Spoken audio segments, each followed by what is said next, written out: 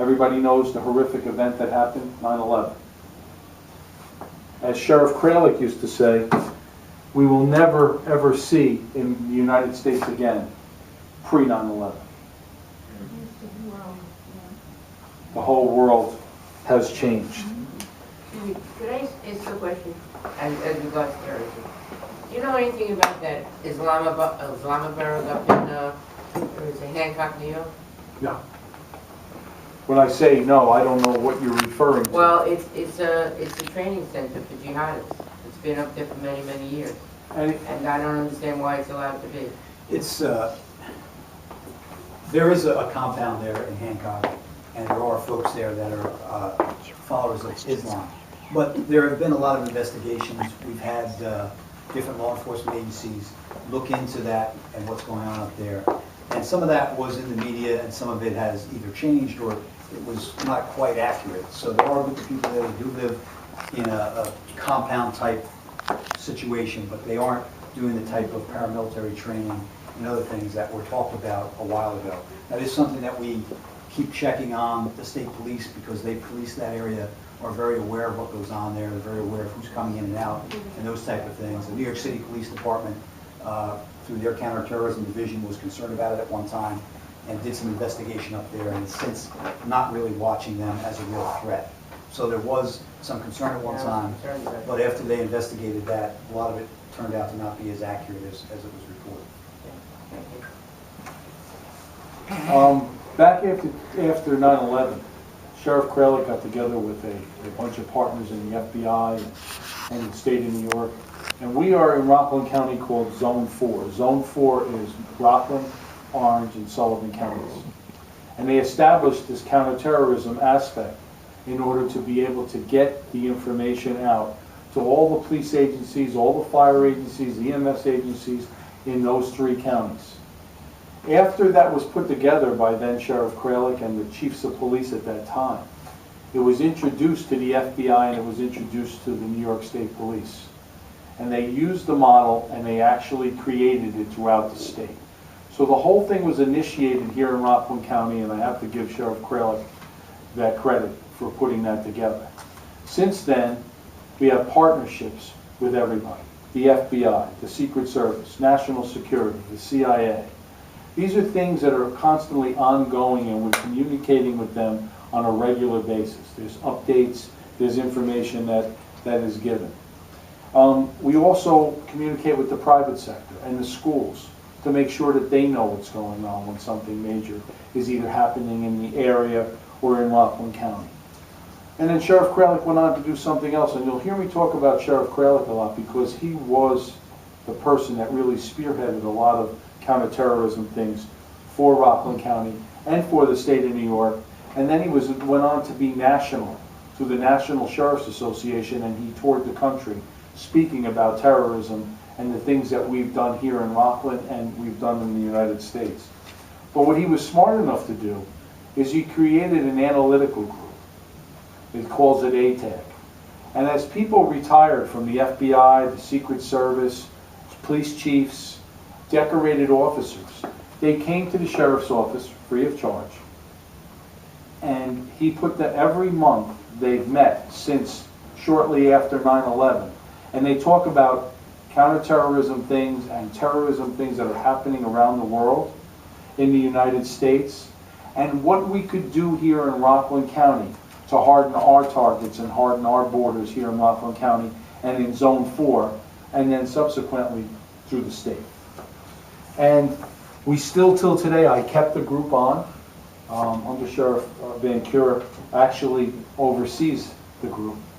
But what we've noticed most with society, not in Rockland County, but across the United States, you're going to hear me use this word, and I can't drill it into your head enough: complacency. I want you to remember that. If you remember anything that I talk about tonight, I want you to remember complacency. Because people feel that's not going to happen here. Okay? It's not going to happen here. And it is going to happen here. Like I said, our society will never go back. And remember, I think it was mentioned before, there's 2 aspects of terrorism. There's homegrown domestic and foreign. And we have to be prepared for all of those things, even the copycat stuff. So when you go to 9/11, I want you to think about it. The terrorists get on the plane, no baggage, no nothing. The whole time just planning to use the plane as the weapon. So you could search, you could bring the dogs out, you could do whatever you wanted. They did nothing wrong, they get on the plane, and they use that plane and the contents of that fuel as a missile to attack the United States. In a way, how brilliant was that? Yes? You mentioned about homegrown and foreign. I have friends that are Egyptian, and they tell me that people are being born in Brooklyn, babies are being born at Lutheran, and then sent back under our dime back to Muslim countries to be raised as terrorists. So we're going to have a homegrown, even though it's foreign, we're going to have both in the future, especially if we're complacent. You're 100% correct, and the stories that you're hearing are true. But the thing of it is, until we get them doing something wrong, they have the right to go and come. And that's the way our society is built. It's unfortunate that, what they're doing is, delivering the children over here, putting them on Medicaid, and then raising them to be terrorists with Medicaid funds going into their, there should be some type But of we're getting into the area of that bad word. profiling. No? Profiling. Profile. And everybody's, is innocent until proven guilty. So, there's a lot of restraints on law enforcement, but that doesn't mean we don't try to. The whole world is laughing at us. We want to be so politically correct. We're doing it at the risk of our mutual demise. Right. I can't say I disagree with you, but I'm a constitutional officer and I have I'm to. not saying. No, that, I know, I'm but I just have to saying obey the law in order to uphold the law. Yeah, but How you know come, what? how come Obama doesn't have to? I can't speak for Mr. Obama. He has to obey For the law, somebody but to he get doesn't. Medicaid funding, technically they should be living on our soil at least. That's what I kind of feel. But okay, continue, sorry. That's okay.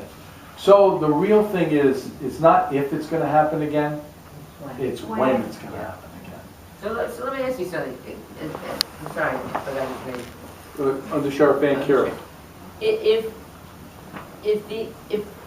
If they are there and they're not presenting a problem now, I don't understand why they just don't dismiss it. Why don't they just get rid of that whole little compound that they have? I mean, they have their own firing range, I heard. They have their own institution for learning, I heard. Why have them here? They're only going to do harm to us. So to watch them is like watching the Boston Marathoners. We watch them. That's what we do, is we watch. I even called Homeland Security. And they said, you're right, they're there. We're watching them. But you know what? I don't get it. Why have them here? Well, I think as the sheriff was saying, right, we have kind of this balance that we have to seek in the United States, really, between property rights. And let's face it, our country was built on all of our individual rights and having property rights. These folks own property, a large amount of it, in a rural area of the state. And they do things on the property that, in and of themselves, don't violate the law. So the only thing we can do under the law is really continue to watch, continue to make sure that there aren't crimes or other activities going on there that violate the law, and as long as they're not violating the law, there's not much that we can do, because we wouldn't want it done to us either. I mean, there might be people that talk about one group or another and disagree with it. In this case, there's certainly someone who, after 9/11, people took a hard look at to make sure that there wasn't illegal activity going on. You know, we see, you see these posters, see something, say something.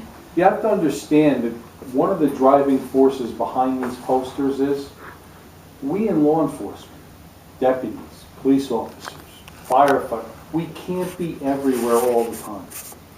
We need the citizens of the county, of the state, of the United States to give us feedback. You're our eyes and ears. We need that. Don't ever hesitate to pick up the phone. And you'll see later on, I'll flash a couple in the presentation where you can even see here the suspicious package when you get up and you want to look at it. Somebody should call. Somebody put a package down. And it could have very well been a business person. He picked up his cell phone, he was off talking, the train came, he ran on the train, he forgot the package. Or it could be somebody that planted it there. But you know what? Either way, we need to find out who owns the package. So don't ever, you know what, I don't want to bother them, I don't want to call. Pick up the phone and call. You're not bothering us. That's what we Every do. year, we get Homeland Security money and we do a mock exercise of a biological incident on an initiative called Secure the Cities, STC. And Sheriff Kralik and the police chiefs, again I mentioned Sheriff Kralik, went down to the city of New York and said, you know what, we're so close to New York City, what can we do to help? In that, radiological, biological, things that you were talking about before, a lot of times are not stored in the area that they're going to attack. They store it away. The city of New York bought Rockland County 5 vehicles. They gave us radiological detection backpacks. And our police officers have what they call personal radiation detectors on them. Everything has a different purpose. The vehicles are equipped with the backpack, and they travel throughout Rockland County, our police vehicles, every day, 24 hours a day. We in the sheriff's office have one officer that travels every single street in Rockland County. Listen to what I'm telling you. Dead end, dedicated streets, non-dedicated streets, and we have a benchmark of the radiation for every single street in Rockland County. And we're on our 3rd pass to go to every street. And we keep doing this. We primarily go to storage facilities where people might store stuff. But that doesn't mean that somebody couldn't rent a house and store the stuff in the garage. So that's why we do every single street and all the storage areas. Each police officer has a personal, a PRD, okay, and if you had a stress test, what do you call it, the nuclear stress test, as we're driving past you, we'll get the reading and we'll pull you over. And the first question the officer asks is, are you coming from the doctor? Now, and then usually, I just had one, the doctor will give you a note. He just had a nuclear stress test, so you can show the officer that you just came from a nuclear stress test. So he doesn't have to go further and check your trunk and check other things. So that's going on every day in Rockland County, where you sleep, while you're awake, while you're at work, while you're at home. Those are the things, some of the things that are happening in Rockland County.